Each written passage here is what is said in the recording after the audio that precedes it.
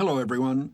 This is Jim Kitsis, and I'm pleased to contribute a commentary for Criterion's DVD release of Stagecoach, a great film and a landmark in the history of the Western and the careers of John Ford and John Wayne.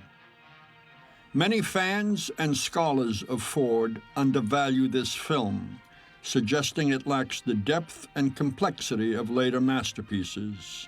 But I want to challenge that view. Stagecoach is a classic not only because it crystallized and refreshed the language of the genre at a key moment, but also because it still speaks eloquently to us today. Ford was hitting his prime, obvious in the freedom of the film's invention. He was returning to the Western after a 13-year absence during which it had fallen from favor, but he believed the two most beautiful things the camera could record are a couple dancing and a horse running. There are no waltzes here, but there will be horses galore.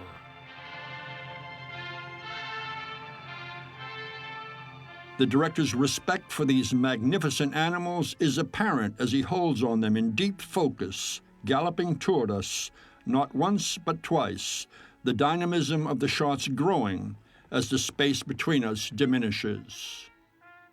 With vigorous direction, Ford choreographs the second pair's arrival with the bugle's call and the raising of the flag, an appropriate salute at the outset of a film whose theme is the birth of a nation.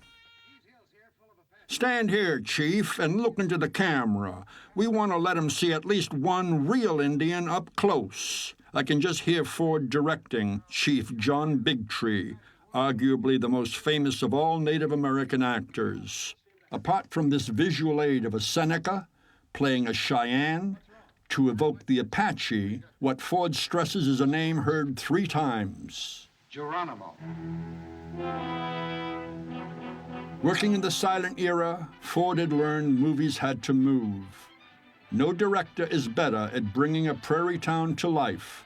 And again, it is all horses in action, textbook Ford, the camera moving and cutting invisibly in time with movement in the frame. A pony, swept up in the wake of the stage, captures the spontaneous life of Ford's street. A veteran performer who had worked for Ford in the silent era and in 1933's Dr. Bull, squeaky-voiced Andy Devine was valuable, both for his comedy and his iconic Western persona. As Buck, the driver of our vehicle, he appropriately enters first, typically rattling on, with no one listening. Well, sir, we run into a little snow up there. It weren't bad, though, but you fellas better prepare for a good frost. But setting the stage for class warfare, Stagecoach will present its highborn passengers first. Louise Platt as haughty Lucy Mallory was perfect. The casting of an actress from Broadway opposite Dallas's Claire Trevor, veteran of hard-boiled B-movie roles, immediately created an appropriate emotional dynamic. The strength of the script that Ford and his writer Dudley Nichols developed was the rich mix of its characters and the way they fell into a pattern of allies and foes, typically as couples. He's there with his troops. He's a lot nearer than that, Mrs. Mallory. He's been ordered to drive forth. Lucy moves through space as if she owns it, but John Carradine's character invades it, hinting at the alliance that will emerge. His frank appraisal of her through a signature window shot of Ford's, plus her glance back, introduces the important motif of seeing. Employing silent film conventions, much of Stagecoach's drama will develop through meaningful gazes and glances, looking and staring. At the sheriff's office, Buck and veteran character actor George Bancroft's Curly lay the foundation for the film's revenge theme and the entrance to come of the Ringo Kid, and form another couple who will command the coach. However, next we will meet a final elitist type who will remain at odds with everyone, the pompous Gatewood, played with relish by Bert and Churchill, a Ford regular. A loose cannon, blowhard Gatewood is uniquely isolated. Although he gravitates to the aristocratic pair, they keep their distance, as does everyone else. The pro-business sentiments the banker repeatedly expresses would have won him no friends, either within the coach or with the period's audiences recovering from the Depression. In the late 1930s, Ford and Nichols were active on behalf of liberal and popular front causes, such as the anti-Franco Lincoln Brigade, and the film can clearly be read as their attack on establishment class values. Sir, there's your receipt, $50,000. And remember this, what's good for the banks is good for the country. In glaring contrast to Mallory's genteel welcome on Tonto Street, Ford's camera relentlessly tracks the humiliating exit of Dallas, the string of vertical posts she seems to be buffeted by in her forced march, suggesting the violence being inflicted. The theme of an abusive social prejudice is immediately doubled with the banishment of Thomas Mitchell's histrionic Doc Boone, who comes on stage in character, drunkenly showing off his classical education. He will immediately form an alliance with the sad Dallas to balance that of Mallory and Hatfield. Heavyweights, Mitchell and Carradine at Hammy's stretch made a great match of classic fallen types. Mitchell was fresh from Ford's The Hurricane, and his heroic drunk here would win him the Oscar for Best Supporting Actor. Carradine had begun with Ford in 1936's The Prisoner of Shark Island and would appear in 10 Fords in all, most famously Grapes of Wrath. Doctors in Westerns are often alcoholics, a sign that Eastern erudition is no guarantee of superiority to cowboys, and that medicine can exact heavy costs to those who carry its responsibilities. With an air of defeat about him, Hatfield seems to embody the South itself, hungover from the disastrous war these two have different names for. They form another couple, albeit not one of allies. Boone's final saloon visit is framed by the director in a trademark shot, filming from inside through a dark doorway to the bright street beyond. Such setups can be found as far back as in Ford's Straight Shooting of 1917. But the shot of the nearly empty bar, with its window through which a horse seems to peek, and that provides the image with depth and morning light, is itself a thing of beauty, typical of the quiet visual pleasure Ford's films offer. The bartender here is an old buddy of the director's, Jack Pennick, whose flattened face is a fixture in countless Fords, one of the many members of his personal stock company. In a scene that vibrates with irony, our nervous whiskey drummer meets his nemesis in the rummy Boone, to whom he will be joined at the hip for the duration.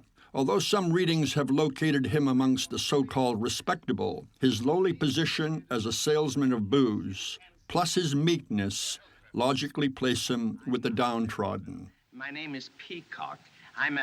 He's a whiskey drummer. What? The film itself had ignored him on his arrival. Played by veteran character actor Donald Meek, how's that for typecasting? He is the perfect foil to Gatewood, the two vivid contrasts in manner and physique, icons of timidity and bluster. But having introduced players, Ford now typically insists we also take note of the team of 6 horses that will provide the horsepower that drives the coach and that will save the party in the race with Indian ponies at the end. By 1939, Ford had over 20 years of directing behind him, including the silent era's Harry Carey series and the epic The Iron Horse, and some 25 sound features crowned by the long-shot triumph, 1933's The Informer. That he was a top director at full stretch in Stagecoach is demonstrated by its tour de force opening. From the arrival of the vehicle in Tonto, the narrative develops with an elegant logic, a movement that is lateral and circular, everything flowing from and then back to the coach.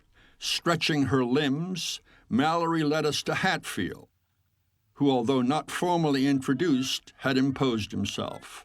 Buck led us to Curly, who in turn focused our attention on Ringo, albeit in absentia. This chain of logic continues with the money delivered from the stage to Gatewood, at which point the elegance of the structure culminates in a pirouette of reverse logic as we cut from the pillar of society to its dregs. Further movement is now toward the coach, from Dallas to Doc Boone, and from the town drunk naturally to the liquor salesman. At this point, the circle is all but closed. This is partly accomplished by Mallory's return to the coach with her pals, whose shock that she will share space with Dallas prompt her to curiously inspect the whore. She's right, Lucy. And besides, you're not well enough to travel. A medium shot of the trio will allow their finery to register, and perhaps especially the loose wraps of Mallory's formal costume. However, traveling alone on the frontier isn't for a gentlewoman. With Mallory will come Hatfield in a defining, flamboyant entrance. Ford tightens the link between them with a perfect match of balancing close-ups of each studying the other, the first of a number of turning points where key characters share meaningful looks.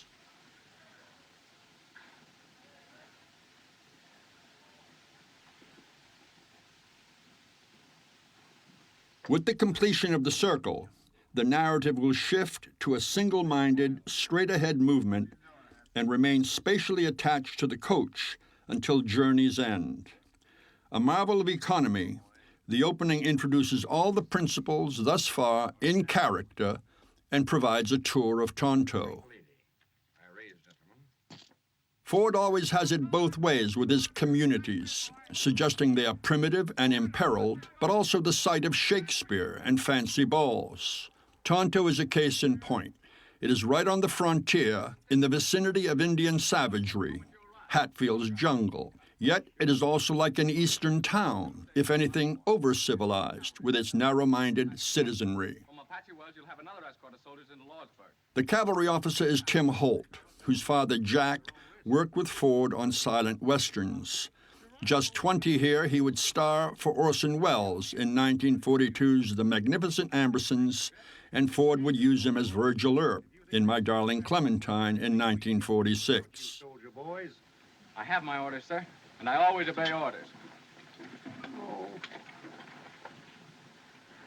The vote by this group here will resemble a sketch of the one to come, although curiously, Doc Boone's reminder of ladies first points Curly to Dallas before Mallory. It's courage, courage, Reverend. Ladies first. Wounded, the outcast sounds coarse in asserting she will not stay where she is unwanted. They got me in here, and I'll let them try to put me out. Worse things than Apaches. A prim Mallory will also be unwavering. My husband is with his troops in Dry Fork. If he's in danger, I want to be with him. If we were privy to the fact of Mallory's pregnancy, would that influence our view of the imperious woman? In any case, the film and she successfully suppressed that knowledge until Apache Wells. References planted suggesting she is sick and should be traveling with a doctor do not register. Nor does it strike us that her determination to reunite with her husband may be unusually urgent. In addition, the gambler's last-minute gallantry in coming forth increases the mystery of their relationship and nicely diverts attention from questions of health. Get going, Buck. Oh, Bessie, Brownie, Bill! Stagecoach is famous for helping to revive the Western and introducing John Wayne and Monument Valley, the B-movie star and the remote Navajo reservation. But here I want to explore other major accomplishments. Ford's passion for the project was understandable. It offered him the ideal framework for developing key personal themes: the heroism of society's black sheep and underdogs, the impaired vision and social blindness that plague humanity, the necessity of sacrifice and redemption. The addition of Gatewood and the Ringo Kid would complete the passenger list for a collection of characters high and low, driven by their own demons, whose pilgrimage will be one to a painful discovery of self. Ford's achievement would be a film that is absolutely indispensable as the definitive statement of his and America's bedrock ideology, the formation of national character in the encounter with this great land, with the tests challenges, and adversity of a wilderness both savage and sublime. Ford was a great teacher. Dramatizing the sagas of the American past, he described the life of common folk as well as the powerful. He had already addressed the passing of the stagecoach in the Iron Horse of 1924, his account of the building of the transcontinental railway system. And before the stagecoach, there was the covered wagon that would star in 1950's Wagon Master, a personal favorite that would spawn Wagon Train, a primetime TV series that ran for 8 years. By definition, Americans are immigrants and nomads. Nothing shows Ford's understanding of both national character and his audience more than this sustained focus on frontier travel. And of course, behind it also was Ford's love of filming movement. A great success in the face of industry skepticism, Stagecoach was a tribute to the rugged, handsome, intricately designed, handmade vehicle that had been instrumental in maintaining the network of isolated frontier towns.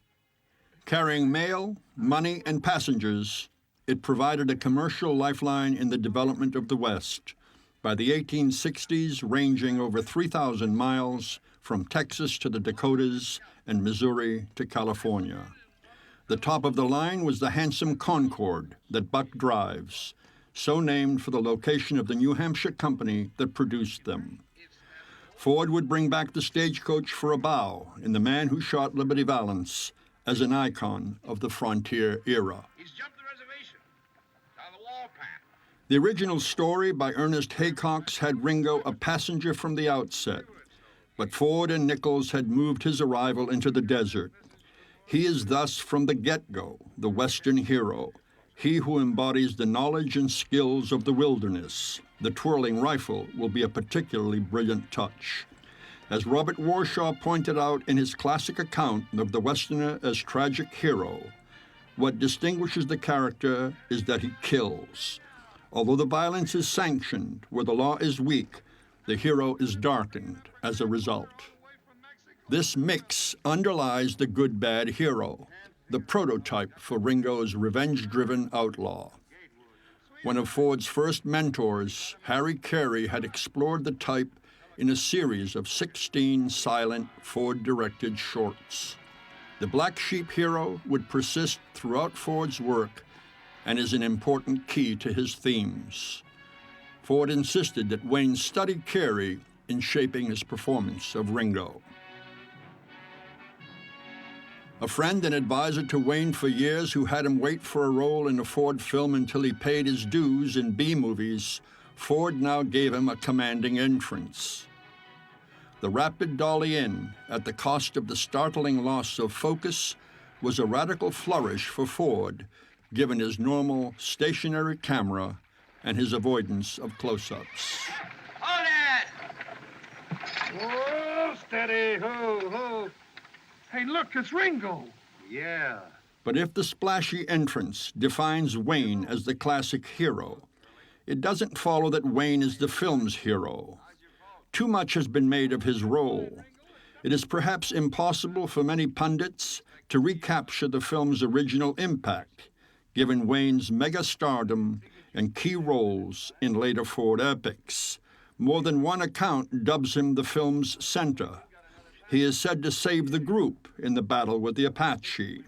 It is seen as significant that his story extends beyond the journey and comprises the climax at the film's finale. But Stagecoach is, above all, an ensemble piece staffed with an outstanding collection of veteran character actors.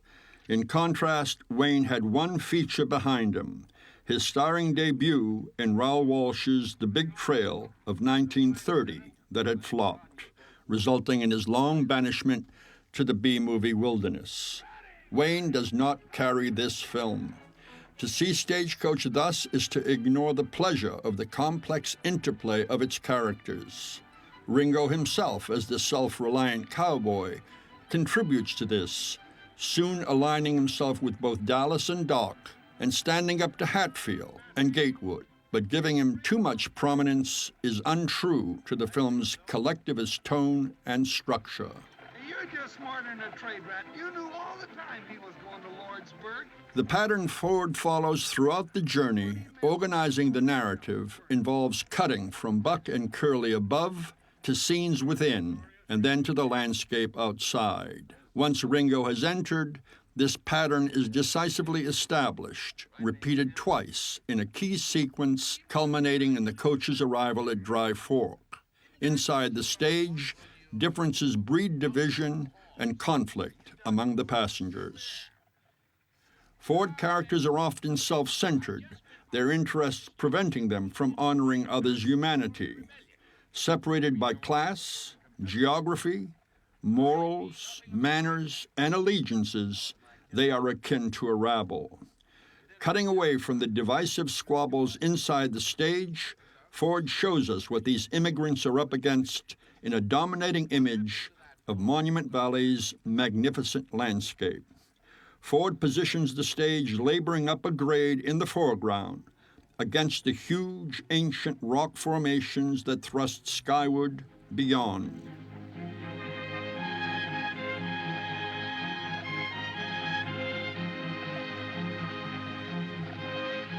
What is the impact of this and the even more daunting shot that follows that testify to Ford's pictorial genius? Do we see how puny man's efforts are against these timeless cathedrals? There is something of that here, perhaps, but the vast land and the enormity of its challenge can also be seen as ennobling. Touring the country in the 1830s with Alexis de Tocqueville, French magistrate and author Gustave de Beaumont observed in his novel Marie, the American remains unshaken by any misfortune. The most unexpected blow, the most imminent peril, find him impassive. Nothing stops him in his undertakings. Nothing discourages his efforts. He will never say, "I cannot." Bold, patient, indefatigable, he tries again.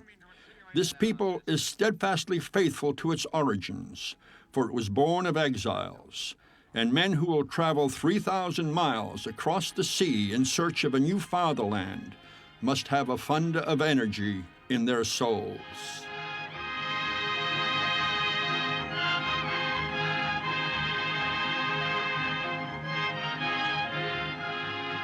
And it is an uplifting spirit that drives Stagecoach, transforming its pilgrims in their encounter with the New World. It is the American dream, the promise of reinvention and redemption that the film sings of. If it would dim in later work, Ford's passionate faith in America's manifest destiny in this early work is palpable. Haven't I any right to live? Dallas's cry would have resonated with the film's audiences. How many of them had encountered the foul disease of social prejudice? As a first-generation Irish-American, Ford certainly had. In the 19th century, millions of Irish arrived to fill menial jobs and be slandered as unclean by the English who had preceded them. No Irish need apply. Millions from Southern and Eastern Europe at the turn of the century ran the same gauntlet as do immigrants in our time. Ford was the American popular artist par excellence. Drawing on his own experience, he spoke to millions of émigrés and their offspring. What makes a man to wander? What makes a man to roam? The refrain from The Searchers is apropos. Although the Western was far from the world of new Americans, the perilous journeys Ford's characters made connected to the emotional experience of many in his audience. Leaning against a hitching post, Dallas is uncaring of the arguments swirling around her. What marks her off is that she is without hope. She has made her way through the touch of men. Dallas is a soiled dove, and her views have no worth. Ford punctuates the irony by having Buck and Gatewood command the discussion with their windy claims and threats. Temper. I'll tell you how we settle it. We'll take a vote. Inside, everybody. During the vote, she will be equally uninvolved, seeking the group's fringe. Running the meeting, Curly will have his back to her. Ringo will arrive in time to flush her out and shock the party. Instinctively courteous, as opposed to Hatfield's class-based, narcissistic nobleman, he will be unknowingly raising the question of what constitutes a lady. Do we find the highborn Mallory's insistence off-putting? Today's audiences, revisiting the film, know her condition, yet remarkably, her tone may still earn her little sympathy. I'm determined to get to my husband. I won't be separated any longer. Asked which directors he admired, Orson Welles replied, the old masters, John Ford, and John Ford. Ford was my teacher and Stagecoach my textbook. I ran it over 40 times. The proof is visible in the interiors. The style credited to Welles and cameraman Greg Toland of low angles and ceilings on sets in Citizen Kane was already in Stagecoach, as here. What do you say, Hatfield?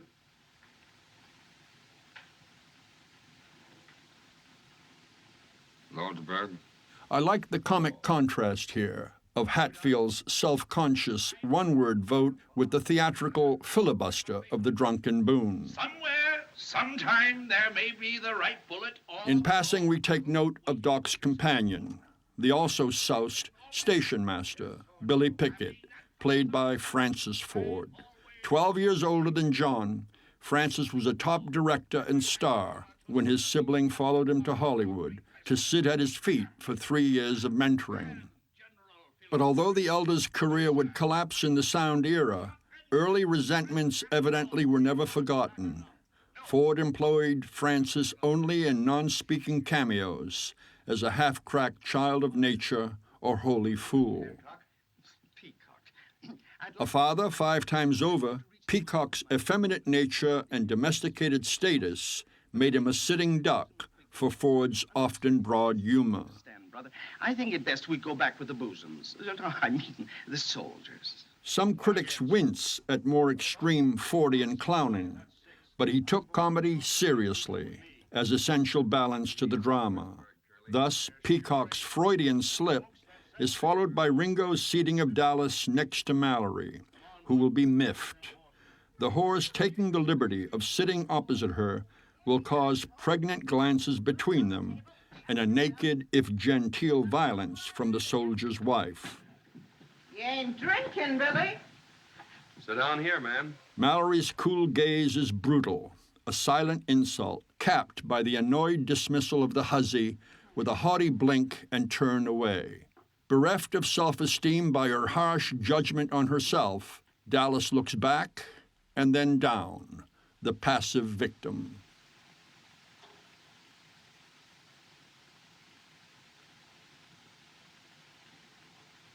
These glances are not the flamboyant combat of women adversaries subverting the genre's masculine codes, as in Nicholas Ray's Johnny Guitar. Yet this silent confrontation nevertheless initiates a struggle that is at the heart of the film, a test of humanity and etiquette that Dallas will win. The crux will be Dallas's midwifery to the birth of Mallory's baby, and the result Dallas's salvation and rebirth at the price of Mallory's shame. It is Dallas who will supply the film's center of gravity. Typical is Ford's care in setting a table that shows civilizing graces operate on the savage frontier. On the other hand, savagery has invaded the dining room itself with the snub of segregation. Ringo unknowingly shoulders this transparent cruelty aimed at the whore. Thus, both have been wounded and their alliance reinforced. But in a deliberate move, Ford cuts to a long shot on the table from which he slowly dollies pointedly past them to frame the aristocratic couple as the haunting genie with the light brown hair plays, and they look back to a vanished South. Ford's democratizing instincts do not work only to bind us to the underdogs or level the high. Full of themselves a moment ago, the couple now appears bereft. Lucy is suddenly girlish, vulnerable. Hatfield seems beyond redemption. A mysterious disgrace haunts him. As Ringo will say, things happen, a fitting slogan for all four. Stagecoach had been a hard sell. It would take a year for Ford to find financing from Walter Wanger, a producer known for independence and quality projects after striking out at all the studios. And Ford had to fight for his cast. Everyone wanted Gary Cooper and Marlene Dietrich. But Ford had in mind a younger pair who could pass for ordinary people, unheroic. Trevor was established, but not a major player. Wayne was a B movie star. Both were poised for upgrades. They were right for a film whose action was one of becoming. Haycox's story from Collier's magazine, Stage to Lordsburg, contained prototypes for 5 of the passengers: Dallas, Ringo, Mallory, Hatfield, and Peacock. Doc Boone and Gatewood would replace 2 others, a cattleman and an Englishman. The structure leading up to the 2 action climaxes, the attack and the gunfight, was in place. Ford must have been pleased to see his typical design, the violence off stage, with the focus on the character most affected by the outcome. But neither story nor script is the source for this lovely scene of the coach and cavalry parting ways. Critics searching for significance often ignored this kind of fresh moment in its day. No real narrative content, right? Only a director schooled in the silent era could brighten the fateful departure of the troops with such expressive details. The roads diverging, Holt's smile, the cavalry wife's wave, the buttes on the horizon, the underlying sadness. It is pure Ford. Just 7 days of a 47-workday schedule were spent at Monument Valley in Utah and 2 at Dry Lake in California's Mojave for the Indian attack. A tight $546,000 budget meant filming on Republic's Western Street and on Goldwyn rear projection sets, whose unstable horizon lines now jar. Ford was getting a below-norm $50,000, but with a percentage. Nichols $20,000, Trevor, whose stock had risen with Dead End, $15,000. Wayne got just $3,700, B-movie pay. Mitchell's meaty role earned $12,000, and Devine's comedy $10,600. Platt and Bancroft were in the $8,000 range, Meek and Holt $5,000. Churchill at $4,500, and Carradine, rock bottom, at $3,666. The film was previewed in February, a month before its release, and a song was cut, 10,000 Cattle Gone Astray, which Ford would use in My Darling Clementine. Glowing reviews were matched by box office success, the film earning over $1 million by the end of 1939. Upstairs, we have a sustained 2-shot, appropriate for this affectionate pair, even though they often talk to themselves rather than each other. Ford's comic spin on the motif of the inwardness that typically blinds his characters. In contrast, we notice how Ford uses cutting and framing within the coach to isolate pairs and build action. In a 68-second scene, 9 shots remove Ringo and Hatfield and isolate Boone and Peacock doing Laurel and Hardy, with Boone wiping Peacock's prominent nose and attending to his deerstalker, shades of Sherlock of all people, as Dallas repairs her hat and the self-important but totally ignored banker agitates, complaining about the government's nosiness. I have a slogan that should be blazoned on every newspaper in the country. The cutting then focuses on poor Mallory, trapped between the hot air of the banker and the cold winds outside. Where is her conscientious guardian? This buoyant scene celebrates discord and communication failures, building a counterpoint between two mismatched couples, bombast and boredom on one side, and the tongue-tied and the tippler on the other, with a rhyming nod to hats and noses and the weather inside and out, and the coach rolls merrily on.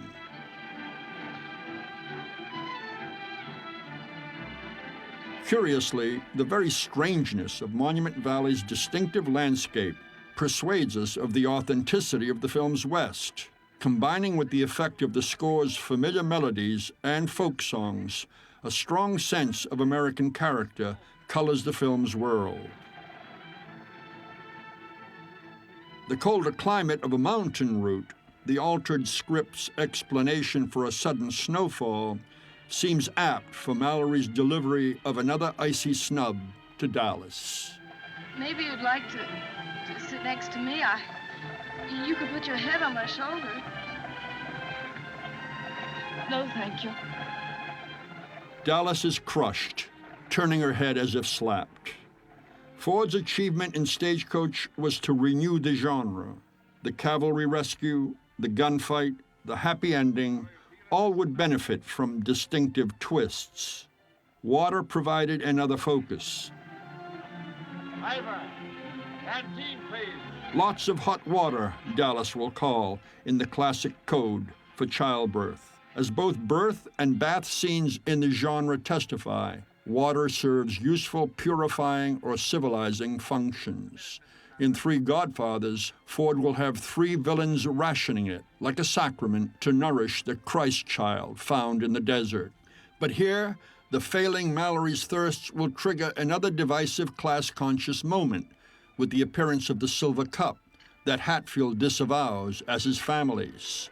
We don't believe him. Haven't I seen this crest before? A writer can describe characters with precision, sharing their thoughts with us, but film images are ambiguous and can depend on context. Ford's style is an observational one that often walks a fine line between identification and detachment and leaves judgment open for us. Ford scholar Tag Gallagher has described it as one of empathic distance. In Stagecoach, Ford dramatized the challenge we face of seeing and understanding others by the extreme circumstances of a dangerous journey with strangers in a forced intimacy.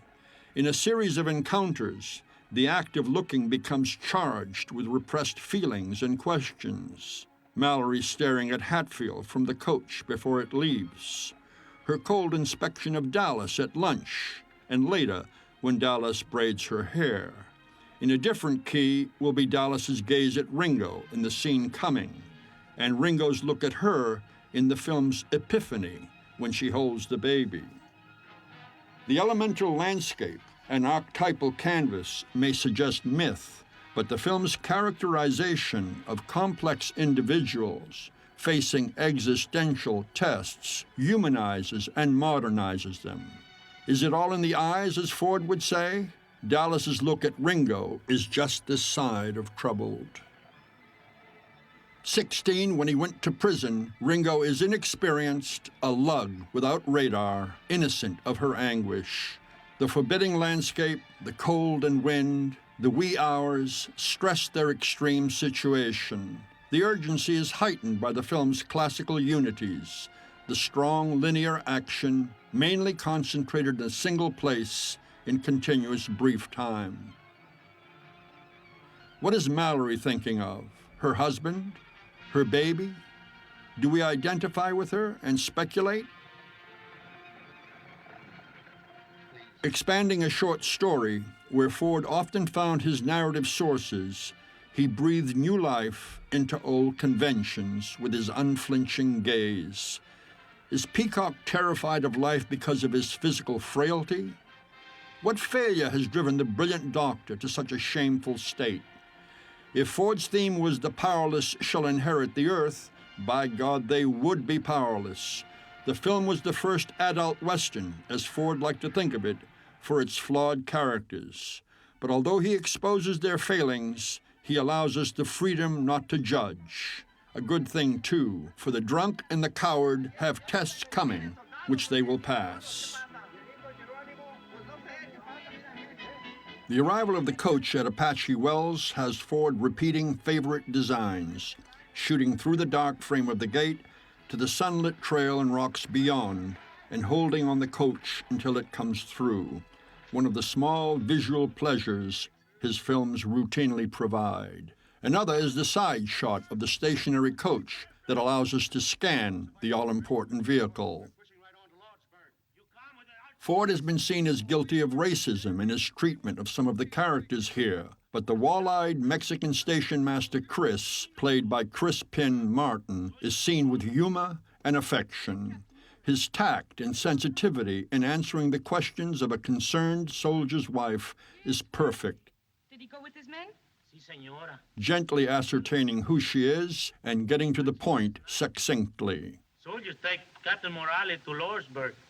I think he get hurt, maybe. Badly? Si, señora. I think so. In contrast to the simple peasant's compassion, Mallory's dismissal of Dallas and her second offer of assistance seems even ruder than usual. Mrs. Mallory, I'm awfully sorry. If there's anything I can... Quite all right, thank you. There was no baby in the story. Instead, Haycox had the whiskey drummer nursed by the prostitute before dying.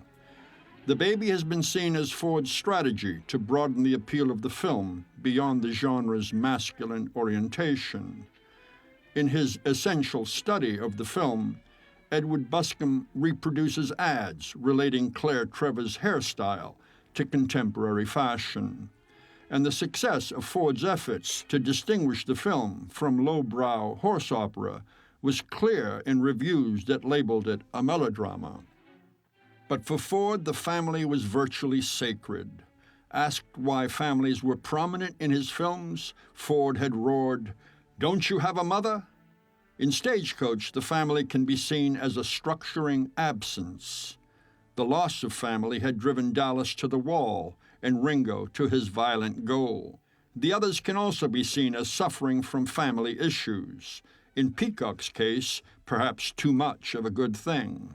But this lack the film will fill, both dramatically and spiritually. Ford's vision of the West was both epic and domestic. I once asked him what drew him to the man who shot Liberty Valance's story. I liked it, he had replied. Two people, simple people, in a kitchen.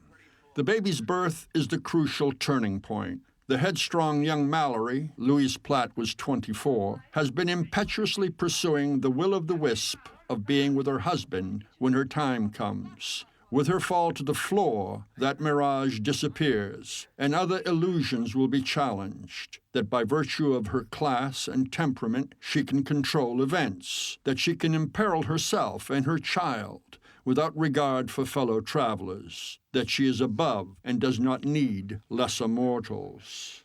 The film interweaves this class warfare with the emergence of Dallas and Ringo's love and the threat of real war with Geronimo. However, Apache Wells provides the site and marks the moment when fortunes shift. Until now, the behavior and views of the privileged have dominated. But with the birth of the baby, Ford's social engineering kicks in and democratization rules. Now the outcasts and despised, Doc, Dallas, Peacock, and Ringo too, will act and set the tone. French film theorist André Bazin had greeted the film as the ultimate classical Western, perfectly balanced like a wheel, presumably a stagecoach's, with each spoke satisfying one of the genre's components. The elegance of this argument was a fitting one for a film so skillful in bringing its social and psychological matters to a head, precisely as the issues in its romance and action themes also begin to heat up. Ford had hit his stride with Stagecoach. His intention had been to elevate the Western genre, essential for the success of the film. Succeeding, he had also elevated his own status. In the 6 years since The Informer, he had made 8 films, none of them deeply involving or breakthroughs. But in Lindsay Anderson's phrase, he would achieve a rediscovery of America with the great populist quartet he was inaugurating with Stagecoach, followed by Young Mr. Lincoln, Drums Along the Mohawk, and The Grapes of Wrath, all finished, remarkably, within a year. With a painter's instincts, Ford was sensitive to the effect of silence and a composed stillness. His portrait of an excluded frontier manhood is suggestive. Are they worried, curious, respectful, all of the above? This group stands in for an absent father, but it also forestalls possible questions. Hatfield's nod to Curly when she had fainted had implied her time has come. But how had he known? It is surely indelicate to wonder if her water has broken. But no screaming Hollywood childbirth is this. Mallory is never heard from once she is abed. Moreover, any heroism attendant on the birth attaches to Boone's efforts rather than the mother's. Ford's ingenious design now inserts an entertainment by Mexican actress and singer Elvira Rios that neatly sidetracks us from Mallory's silent labors and offers a useful pause to mark the film's approaching halfway point. Although her appearance suggests a mixed heritage, Yakima, evidently so named as a joke on the film's stuntman, Yakima Canutt, is an Apache. Song is often the voice of community, but this Spanish lament for a homeland and lover is Yakima's own diversion, during which she orders the troops to leave. Yakima thus provides a typically complex example of race in Ford. If she gives authentic voice to the West's Hispanic culture, in short order, her disappearance, together with that of the vaqueros and the party's spare horses, will confirm Peacock's comical identification of her as savage, if you will. In the same way, Ford would again give Andy Devine a Mexican wife and brood of kids in both Two Rode Together and The Man Who Shot Liberty Valance. Was this repeating a joke on stereotypes of Mexican family size, or evidence of Ford's consistent interest in ethnicity long before it became fashionable? In a letter to Lindsay Anderson, an English film critic before he turned to directing, who kept Ford's reputation alive virtually single-handedly during the 1950s, Dudley Nichols had remarked on what he thought the director's weakness, his inability to represent passionate love in women. Ford's feisty maidens or tough matriarchs were never eroticized. Here, what convinces Ringo Dallas is the gal for him is her transformation from harlot, the Mary Magdalene, to a Madonna-like mother-to-be. By suppressing the pregnancy and labor and denying maternal instincts or visual associations with the child to Mallory, the birth appears miraculous, immaculate. Yet it is also Dallas who delivers the baby. She is cleansed, redeemed, saved. Ringo sees her goodness. The whole film pivots on this moment. It's a little girl. It's a little girl. As Louise Platt had suggested about Trevor's performance here, you just knew she would be a great mother. For Ford and Ringo, too, romantic love appears chaste, maternal. This holy event provides a blessed moment of grace that the couple shares with a prolonged, soulful gaze.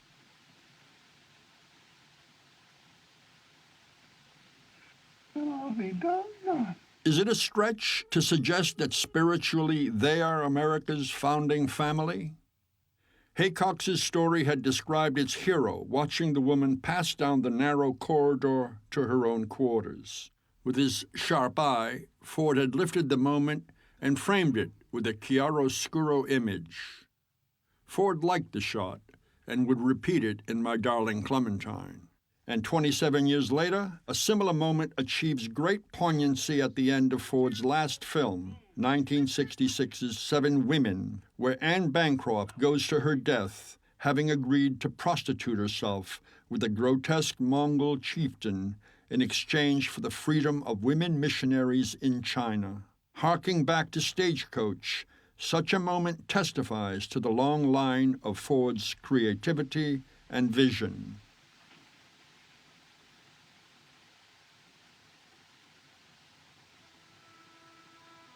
Despite his praise for Stagecoach, André Bazin argued the deep, focused, long-take style of Citizen Kane and William Wyler's The Best Years of Our Lives was more realistic and less manipulative than the classical editing of Ford. But as moments in Stagecoach like this corridor scene attest, Ford's flexible style accommodated both approaches. I also think manipulative hardly describes Ford's democratic vision. Ford's cameramen were typically in awe of his pictorial instincts, acknowledging he was his own best cameraman. As with writers, he gravitated to seasoned collaborators like Bert Glennon, cameraman on some 8 Fords, whose atmospheric, nocturnal images of Ringo following Dallas here hint at the emotional action developing between the couple that looks forward to their final walk in Lordsburg's darkness. Wayne's acting skills at this point in his career were still developing. Ford worked consistently, and by some accounts cruelly, to strip away bad B-movie habits and teach Wayne how to use his face and movements expressively. Sergio Leone had alienated Clint Eastwood when he began to describe how, like Michelangelo and his David, he had sculpted the man with no name out of the block of granite that Clint presented. Maybe I can find work. Such comes to mind at accounts of how Ford hammered away at Wayne, as with Trevor's memory of a test he made of the actor with her. At one point, Ford took Duke by the chin and shook him. "What are you doing with your mouth? Don't you know that you don't act with your mouth in the pictures? You act with your eyes." It was tough for Duke to take, but he took it and learned 8 volumes about acting in this picture, unquote. A recent analysis of the film claims that whenever Dallas speaks, we hear self-pity. Well, you gotta live no matter what happens. But if so, it is because she has internalized the mean judgments and contempt of society. Victimized by those who look down on the damaged, Dallas no longer sees her personhood as of value. Trevor had eagerly anticipated this first romantic exchange that was scripted to go beyond glances. But when it came, Ford cut all but 2 of her lines and played the moment off her eyes. Nice place. A real nice place. Trees, grass, water. There's a cabin half built. In shock, Dallas will blurt, "But you don't know me." But does Dallas know herself? There you go. But you don't know me. You don't know who I am. It is this inability to see, both oneself and others, that Ford consistently employed as a basic character structure. In 1948's Ford Apache, it will be Henry Fonda's Custer figure that has both an elitist and Eurocentric gaze, dismissive of the Apache as subhuman. Of course, Ford did not always escape the mindsets of his time. In this early work, he himself is guilty of depersonalization of the Native Americans into a mythic force. We move from 2 souls who aspire to beat as one to individuals whose pursuit of different goals makes hearing others difficult. Ford immediately demonstrates with a comic confusion that breaks out over the subject of Chris's grief, loss of wife or horse, and the question of their relative value. The theme is also in suggestive details, like the 3 valises, each of whose contents also illustrate different life choices: money, liquor, and medicine, the provinces of corrupt, lost, and heroic souls, however damaged, respectively. An analysis of gender, class, and power has argued that all the passengers except Ringo are feminized, that the feminine is seen as weakness, and that the social order in Stagecoach is only restored through the masculine power of Ringo. Such an analysis seems blind to the fact that Ringo, ripe for domesticity, has his own feminized aspect, but more crucially, it ignores the emergence of a collective heroism. If Ford's egalitarian spirit could recognize a redeeming vulnerability in the privileged, above all, he saw the human potential and inherent nobility in the deprived and damaged. His films speak of the intrinsic worth of the ordinary person, the underdog, who in a magical moment may transcend weakness, but more typically must live with it. The film still speaks to us because we, too, are mere mortals with our own scars, regrets, and hopes of redemption. Ford surely had his. Silent Mallory's gaze at Dallas braiding her hair like an older sister is typically impassive. Can you look down on someone you're looking up at? Or is Mallory struggling to see Dallas outside the box of her class? Yet she seems ungracious. Dallas is still ignored, rudely referred to as she, in Mallory's report of her vigil to Boone, who seems amused by the pair. She didn't go to bed, Doctor. Wrapping her shawl tightly, Dallas protects her feelings against this left-handed praise. Their night together has been a night apart. A careless commentary suggests that Boone will recklessly confront Luke Plummer over the shotgun because he has nothing to lose but an empty life. This ignores the redemptive action of the film. Reborn a doctor who will also survive the Apache, he will not be the same drunk, nor will he be drunk when he steps up. Trevor was perfect for Dallas. 2 years earlier, she had been nominated for an Oscar for her young girl forced into prostitution in Dead End. She enjoyed great chemistry with Ford. He was inarticulate, but had a kind of radar, so that it all became clear. Such empathy testified to a feminine side in the same director who had praised Wayne in the past as one who moved like a dancer, but on Stagecoach would critique him for skipping like a goddamn fairy. Ironically, some accounts have Wayne modeling his walk on Ford's own. Unraveling these contradictions, as Joseph McBride has in his definitive study, Searching for John Ford, we may arrive at a man who aspired to the macho grit of his film's heroes by masking his finer nature. Trevor had met an enthusiastic Ford while he was editing. "It's going to be great, and you're so good they're not even going to notice. It'll go right over their heads." She regretted he was right. The progress she makes from a brassy defiance to a bitter despair to a hopeful sweetness, too subtle. She would have to wait for her humiliated gangster's maul in Key Largo for a role that commanded more attention. But to overlook her centrality in Stagecoach's scheme is a mistake. The unloved pariah, she carries much of the dramatic weight, her tense relationships with Mallory and Ringo structuring much of the action. As a cowboy, Wayne is a crucial part of the mix, but absent the touch of a Dallas, he will become the ethically blind and self-important hero, the toughest man west of the picket wire, of The Man Who Shot Liberty Valance, study of which, as a bookend to Stagecoach, is illuminating. To see Wayne as the epicenter, the motivating force, whose revenge provides the spine of the film, as another study argues, in my view, is to buy into our contemporary cult of celebrity worship. It suggests an inability to set aside the remarkable body of later collaborations in which Ford created Wayne as his hero and spokesman, and to see the film in its own time.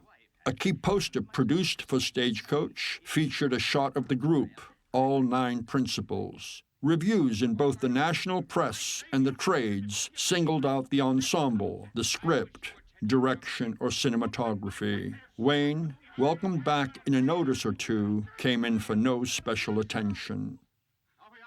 In the New York Times, Franklin Nugent singled out Meek and Mitchell, showing the sensitivity to Ford's values that would equip him to replace Nichols as Ford's screenwriter for the later films. Nugent sensed Boone was Ford's surrogate, the drunken source of wit, speechifying, and authority. Saved from the abyss, he was the midwife to the birth of a new America, helping the whore, cold-cocking the capitalist, and ministering to the meek. Peacock was the anti-Ringo, so lacking in personal force, he cannot impose his name, occupation, or home. He is thoroughly human in his fear. If we cannot forgive him, whom can we forgive? The two actors would also have been favorites of Ford's for their importance in the film's comedy, as with Devine. Returning to the genre after 13 years, Ford brought a fresh eye. The result, a film hailed as the acme of the classical Western, and yet the first modern Western, too. A model consolidating the basic conventions, but also a breakthrough. A neat trick, its secret was endowing archetypes with depth, color, and variety, and fine-tuning traditional conventions. This scene is another example, the classic one in which the hero is asked by the woman who offers love and a settled life to refrain from violence. It was 3 against 1 when the plumber swore that you killed their foreman. Got just sent up. But traditionally, the woman who cannot understand the hero's need to face his violent destiny is from the East, a Mallory type who is ignorant of frontier life. The saloon entertainer or prostitute is privy to and in fact lives that life. She has no illusions about love and has in fact a quasi-masculine independence, her fate often to stop a bullet to signal civilization's advance. Here too, Stagecoach upended the genre by assigning this role to Dallas. This deviation throws light on the film's much-discussed ending. In its classic form as national epic, the Western myth calls for the symbolic marriage of the Western hero, master of wilderness knowledge and skills, with the Eastern woman who brings law and civilized virtues to mark the promise of a future America. But Dallas is a Western woman, and civilization is not imminent within her. Ford knew that the couple represented a barren dead end and belonged in Mexico's frontier. The ending was also logical in gracefully delivering them from a town where an ex-whore and her husband might not have been happy. Ford thought Haycox's story owed its origins to Guy de Maupassant's Boule de Suif, which translates ball of fat, the nickname attached to the plump prostitute who saves her ungrateful fellow travelers by obliging a Prussian officer's lust. Some have doubted the connection, but both stories critique upper-class hypocrisy and structure the action around the tainted lady, unappreciated for heroic efforts by her betters. Dallas's story might be a stretch as a title for our larger narrative, but in my view would be true to its core. A playwright, Nichols had gotten on-the-job training on 1930s Men Without Women, the first of 12 Fords he contributed to until the relationship ended with 1947's The Fugitive. Thereafter, Nugent would take over the role for 11 of the later films. These are marked by Ford's mature, poetic style, whereas some of the Nichols scripted films, although not Stagecoach, leaned toward experiment with expressionism. Nichols once claimed that he wrote Stagecoach, consulting Ford before and after drafts. But Ford's method of script construction was to work closely in a series of exhaustive back-and-forth exchanges. Not a writer himself, Ford used them as sounding boards and sources from which he could generate and shape material. Nugent said the final product was always Ford's, never the scriptwriter's. Ford believed a filmmaker was like an architect, and that a film was built on the set. He loathed unnecessary exposition and dialogue, and was famous for ripping out pages of script and adapting action freely to locations. He also hated overscoring, but loved folk songs, listening to them while planning shots and having them played on the set. There were some 17 in Stagecoach's score. An early analysis by Joseph McBride and Michael Wilmington mocked the idea of the film as the kind of heavy symbolic drama favored by Nichols Ford had pulled off in The Informer. The coach is America, a nation of exiles, riven with warring factions. The pregnant woman is liberty, the banker is the corrupt Republican establishment, the sheriff Roosevelt, the plumbers the Axis powers. If the film hardly invites such allegory, it was clearly in tune politically with a nation suffering from its economy's crash. But the Gatewood character, with his pro-business hypocrisy, does seem conceived at a different level. You talk too much, Gatewood. Your threats don't faze me, Hatfield. A calculated attempt to speak directly to an audience aware of the misdeeds of the era's banks. Was this Ford or Nichols talking? Although they shared liberal values, Nichols was more committed. Ford had barred him from a drinking club of buddies for being too liberal. The script added Doc Boone and the banker. The drunk, a holy fool, was pure Ford. But it may be the director had given Nichols his head in shaping Gatewood. Ford was fond of the saguaro cactus that, like Monument Valley, had become an icon of the West. As with the valley, their strangeness contributes to the curious effect of a world both familiar and fabled.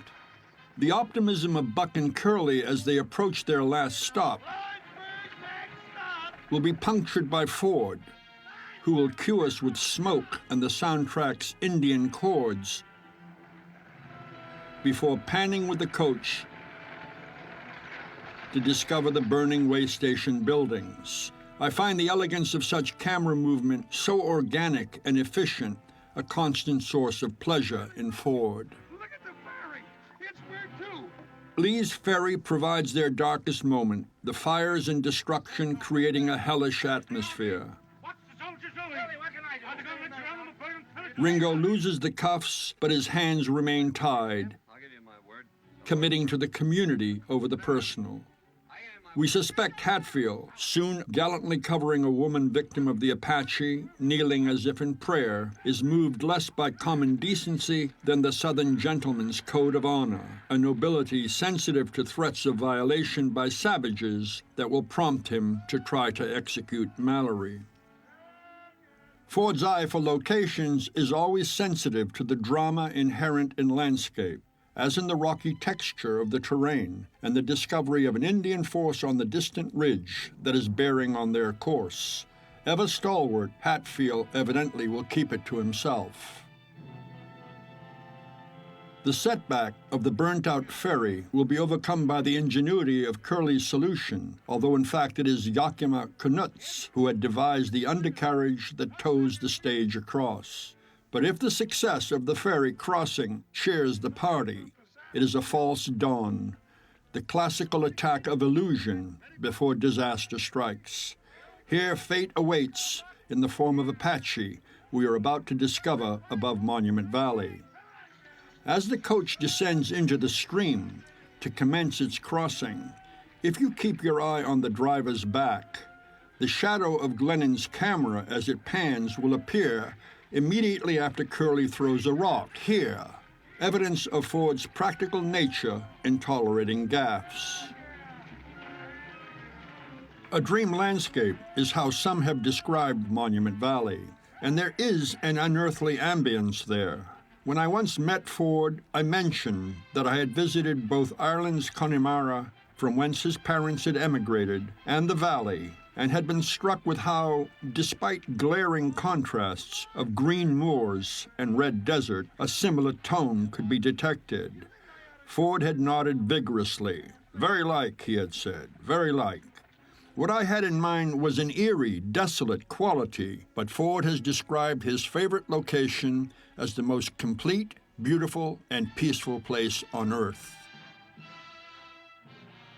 In a film that has all the principals making theatrical entrances, Ford gave Geronimo the most dramatic, panning up from the valley's floor to the Apaches not once but twice.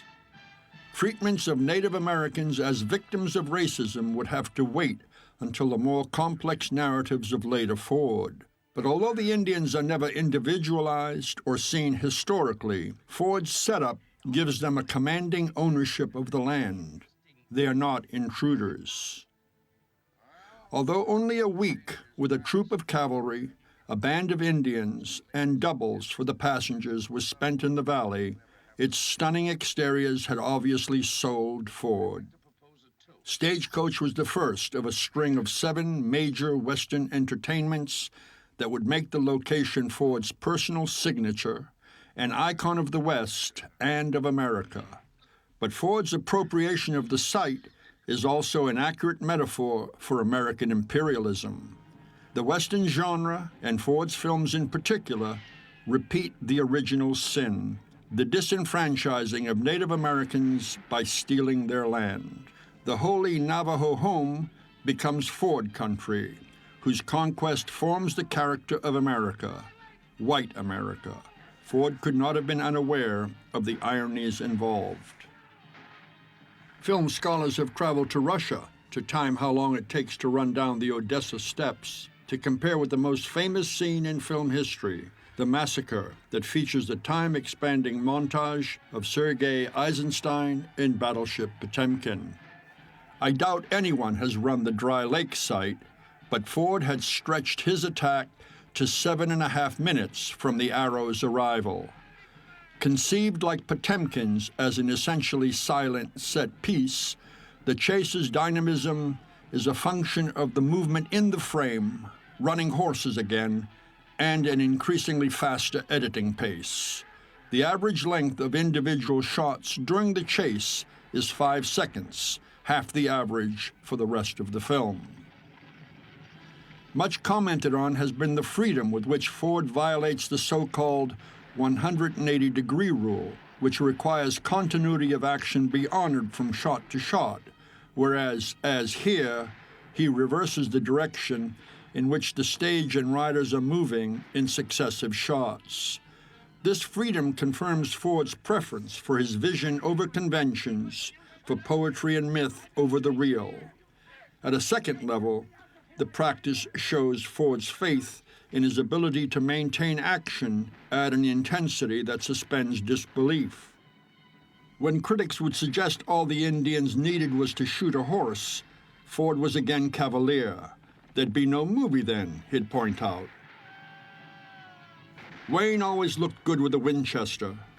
Brilliantly, Ford had him debut twirling one and using it here and in the finale, where together with the dive to a prone position, it made plausible the dispatch of the 3 plumbers. Although there were films where he used the handgun, he looked complete, most himself, where he carried a rifle, as in Howard Hawks' Rio Bravo, where he explained he had found somewhere faster with a revolver.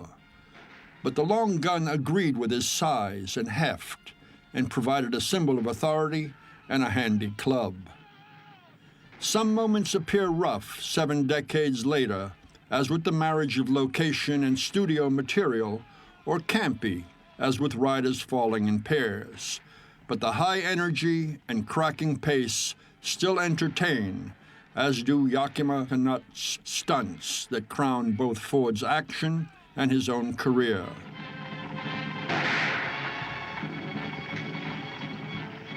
He had ended the scary moment of the coach passing over him by ad-libbing a half-rise and offered to repeat the stunt, but a shaken Ford would not hear of it. Famous for editing in the camera by shooting the minimum to prevent meddling, Ford, unusually for him, had 3 cameras covering this moment. Although a journey film through dangerous terrain with a revenge motif suggests a film of physical action, this was not how Stagecoach had developed. The conflicts in the coach and the close way stations gave the film the quality of a closet drama. The action had been interior, psychological. The Stagecoach had also been a theater stage, given the histrionics and self-dramatizing poses of many of the passengers.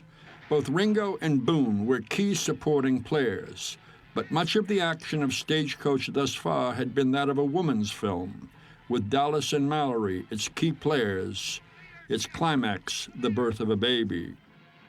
The confinement of the characters, their struggles with each other back and forth, and the growing tension and fear hovering over the journey from the beginning explain why this sequence, a self-enclosed action film, is so liberating, an audacious, cathartic payoff to the film's deliberate and sustained build-up, and one of the keys to Stagecoach's triumph. In contrast to much of the first 70 minutes, the action here is outside and that of a male cosmos. Especially noteworthy is the uninhibited glee shared by Boone and Hatfield as they fire away. Meanwhile, Dallas shelters the baby, and her weak sister prays. Ford had ridden for D.W. Griffith as one of the Klansmen in Birth of a Nation, and here quotes from his Battle of Elderbush Gulch of 1913, where Lillian Gish had also been threatened with death to save her from savages. Given the timing of Hatfield's death and the cavalry rescue, do we sense an obligatory intervention of the gods, or do we feel our passengers have earned their survival of this final obstacle?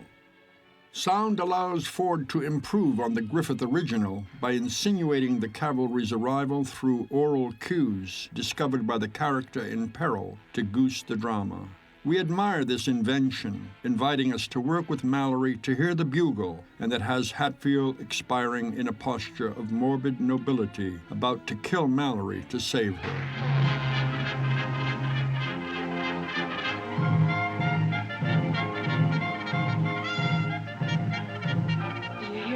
Better dead than bedded by red was a sentiment that would recur in Ford, reflective of the captivity narratives authored by early pioneers, and it's logical enough in a film where the faceless Indians are projections of white fear. For its recycling of Western archetypes and actors, the film has been seen as a compendium of the genre's history. Fair enough. But the point has evidently obscured the fact that aesthetically, Stagecoach is above all homage to the silent cinema. The wordless moments characters share, the set pieces like the opening and the Apache attack, and the Lordsburg sequences in toto, all testify that Ford was going home in more ways than one. The symphonic score that won composer Richard Hageman and his 4 co-authors the film's second Oscar will provide a crucial counterpoint to the action. But the final 18 minutes of the film will be free of lengthy exchanges or speeches and largely rely on single lines of dialogue. In transition, the emphasis on action continues with the multiple columns of 4 horsemen leaving the desert, dissolving into the parade of the 7th Cavalry down the main street of Lordsburg, crowded with rubberneckers. Ford pays tribute to the soldiers for their rescue and shows his trust in our curiosity by holding on the troops to allow us to register their look and movements. Stagecoach's dramatic action turns on the difference between looking and seeing. Like others of her class, Mallory knew that merely looking at another without speech or acknowledgement could be an exercise of power. But here she will be finally seeing Dallas, finally calling her by name. She is mortified, also seeing that she has been the uncivilized one. We have to feel sorry for the spiritually frigid woman, never shown with her child. She is coded as invalid rather than mother. She chokes out a half a line, an implied apology, before she realizes she is repeating Dallas's offer that she had cut off harshly. If there's ever anything I can do for... Dallas returns the cloak that had hidden Mallory's pregnancy that she has evidently worn to shelter the infant. It is the last link with her own desire. Dallas is at rock bottom. The baby she has been mothering gone, her dream for a future with Ringo in jeopardy. She marches off manfully, but is soon contemplating the emptiness her life now appears to offer as she absent-mindedly brushes her bonnet, the worse the wear for the journey. Ford always pays careful attention to hats in his westerns, as those worn by the colorful types that recognize Ringo here attest. Sergio Leone would be much praised for exploiting such iconic vultures 3 decades later. It's the Ringo Kid. Throughout, Ford has given new life to old forms by reversals, but here he plays the most venerable of the genre's conventions straight, although with the deliberate self-consciousness of a Leone or a Quentin Tarantino quoting who else but himself. And like a postmodern riff, it works at 2 levels. We are both involved by the building suspense and yet in admiration at the mastery of the artist reviving the ancient formula. Luke's is a final theatrical entrance, ripe for legend. The face in shadows, aces and eights, the dead man's hand. This scene runs on a minute in silence, broken only by chords repeated over and over by the saloon's placid piano player, evidently a fatalist. Ritual is being observed. Everything seems in slow motion. Veteran Tom Tyler, menace incarnate as Luke, looking like the black hat baddie he had played in silent westerns, intimidates the room. Death is in the air. We understand it has all happened many times before and must be played out again. It is silent cinema in the sound era, but it is the movies, the right term for Ford's work, because as Nugent said of them, they are moving pictures. The piano player seems aware he is supplying a soundtrack to history, myth, or both.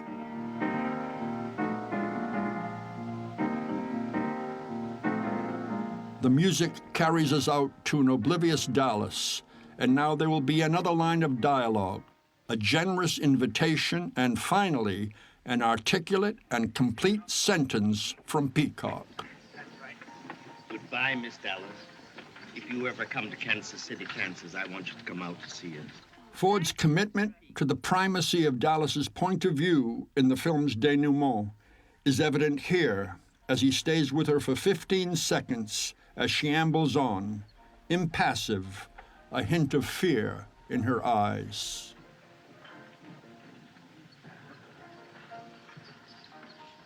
Making each character confront their worst fears as purgatorial punishment, Ford and Nichols had had the frail Peacock, of all of them, wounded.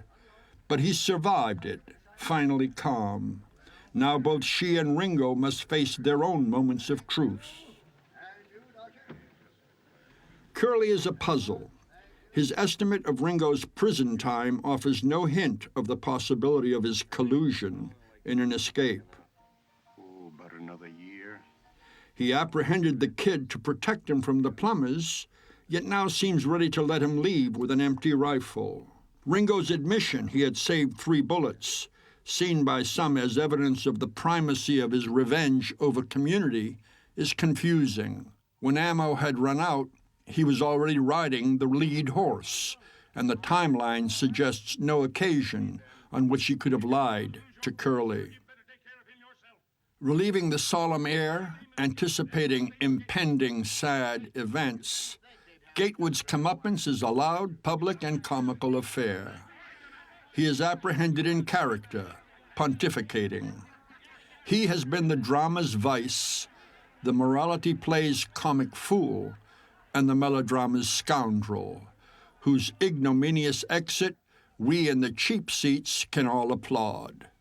Ford emphasizes the popularity of the event by having a crowd march off happily with the disgraced banker. Typical Ford, his comic exit is followed by the grim promenade of Dallas and Ringo. That walk and the gunfight's ritual march again will be silent passages, but for the bordello's tunes that color the couple's progress and the chords building to the climax of Ringo's action. Lied to you, Curly. Wayne was always to favor the distinctive paneled shirt prominent here that lends him a formal, quasi-military authority. There has been much attention given to the gunfight. Most accounts quote the character in Walker Percy's novel, The Moviegoer, who confesses he finds moments from bad movies more memorable than real life. Curiously, he then demonstrates by referring to Stagecoach's gunfight and the moment where the missing villain, Harry Lime, materializes in Carol Reed's The Third Man. Hardly bad movies.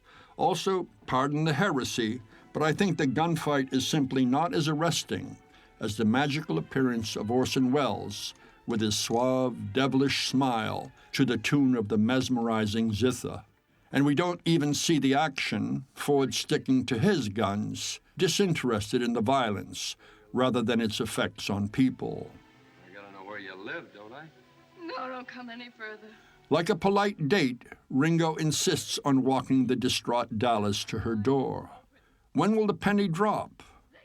I'm in the minority, but what I find most memorable is not Ringo's march to glory, but Dallas's walk through hell.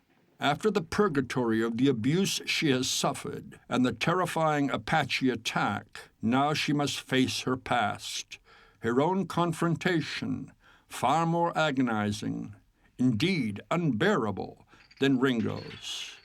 Hatfield had said, "You wouldn't understand, cowboy. You've never seen an angel or a great lady." Hatfield had meant a refined woman of high social position. But it is Dallas who has emerged a great lady in a more modern sense, kind and considerate even in the face of contempt. She is the film's angel, its heart and soul, as she has been the focus of its class-conscious politics.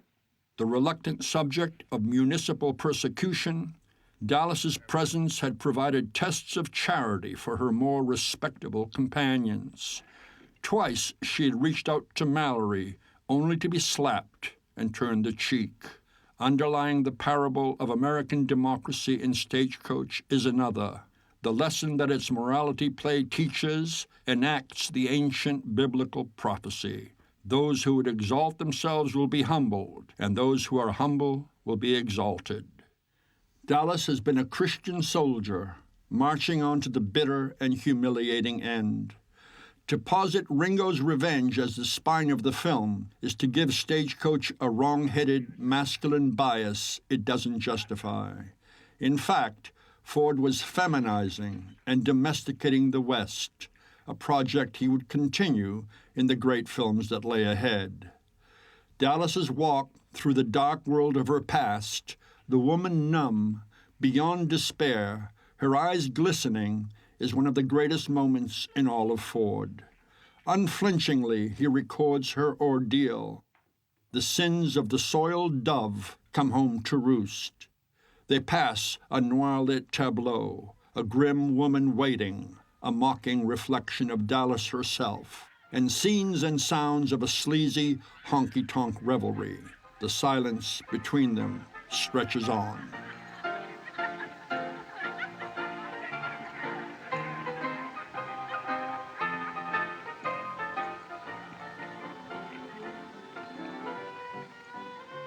The director and his screenwriter had crowed, "There isn't a single respectable citizen in the bunch."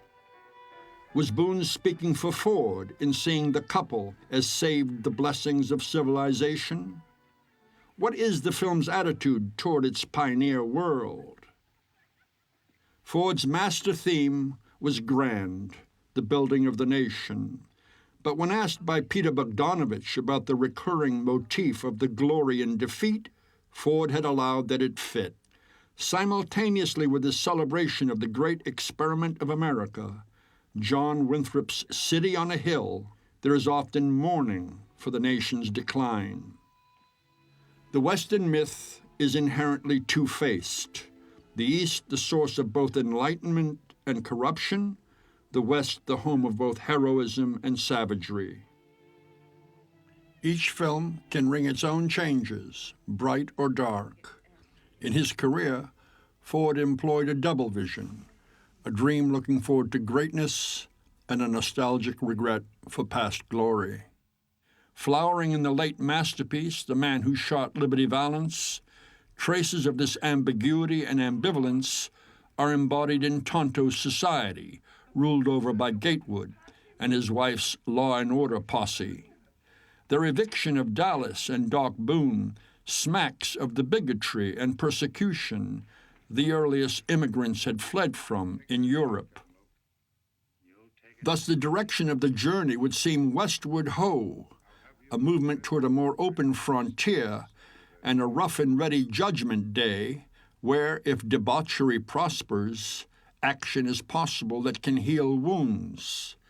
Hence the purifying that has eliminated Hatfield, humbled Mallory and Gatewood, and is about to destroy the anarchic plumbers. But that Ford has it both ways is capped by his typical paradox at the end. The reborn couple, spiritually the Adam and Eve of the new America, finding no justice in the new world and allowed to escape to Mexico's wilderness. This duality accounts for different readings of the film. Ford scholar Tag Gallagher sees no community emerge, arguing we are left with the view that civilization is corrupting. Historian Richard Slotkin finds no progress in the journey from shrews to whores between two flawed communities, and the film a reworking of B-movie conventions rather than an epic. Such readings are provocative, but seem to me to depend on a rejection of the film's basic thrust. The reason Stagecoach was seen as the defining example of the Western was not because it enshrined genre archetypes and conventions, but because these were at the service of a national epic, a rehearsal of both Ford and America's dream of the West as a transformative experience. In Stagecoach, new citizens are forged in the fire of encounters with the wilderness, the coach a microcosm birthing the nucleus of an ideal egalitarian society. However, the finale tears the fabric, suggesting the West at an earlier moment, the historical process fragmented. It is Lucy Mallory, hopefully enlightened, who holds America's future, while its logical guardians leave the country. If such a resolution confounds expectations, it suited its director. Ford was a contrarian in his personality, his politics, and his art, a family man and yet a loner, beloved by his actors, whom he often bullied, a populist and a militarist. The endings of many of his films were perverse, turning back on themselves, providing a final surprise or adjustment. Nothing provided him greater pleasure than giving his critics and audiences pause, forcing a double take, as here, cutting away from the killing to the real action, to Dallas. But as with the birth of the little girl that is America's future, Ford's deepest values are never in doubt.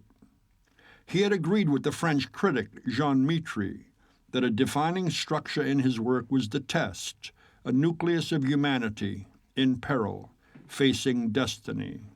Such a crisis, in Ford's words, allows them to define themselves, to take stock of who they are, to shake off their indifference, inertia, conventions, their ordinariness. What Ford asked of his characters was that they travel a journey of self-discovery, growing to be able to see themselves and others clearly, without the screens and blindness of misperception and bias. And I believe this was the test he himself had faced in making the films he left behind. At his peak, which he was reaching with Stagecoach, he too had transcended conventions and ordinariness and ridden to glory. Of course, as with the representation of race, he had his blind spots too, although, as he often would point out, in his career, he had been on both sides of that issue. I have a personal story that may provide an apt coda for this meditation on Stagecoach. I made my obligatory pilgrimage to Monument Valley 5 or 6 years after Ford shot his last great Western there, 1964's Cheyenne Autumn, the 7th production Ford had brought to the Navajo reservation.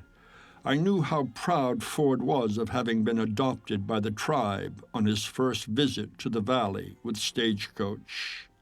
He had been christened, if that word applies, Natanyinez, or tall soldier, although as a man of the sea, he would have preferred sailor, for which the Navajo had no word. He regularly answered charges of racism for using Navajos as all-tribe engines by pointing to the benefits to their economy his productions had provided. His concern for the Navajo was legendary, extending even to stories of parachute drops of supplies during a bleak winter. And so at the Valley's visitor center, I couldn't resist asking the young Navajo attendant, "Do you know who John Ford is?" He looked at me suspiciously, and after a beat said, "He invented the automobile, didn't he?" Well, sic transit gloria. I'd like to think the imperious Ford himself might have enjoyed this story, but I wouldn't bet on it.